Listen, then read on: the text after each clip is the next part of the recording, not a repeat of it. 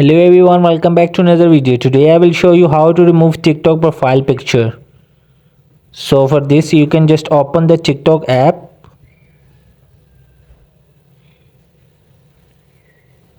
So here you can just go to the on your right bottom profile and you will just have to click to edit profile.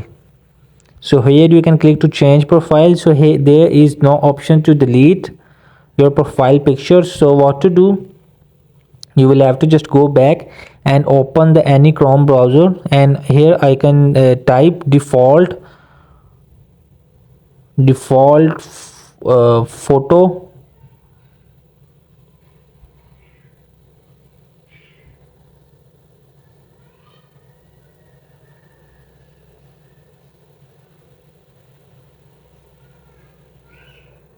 So it will be loading. So here in this pictures you can just download any of default blank picture.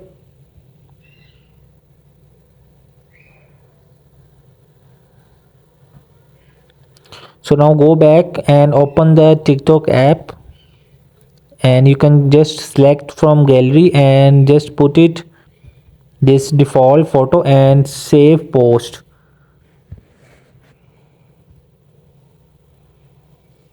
So now in 2024 you can change like this.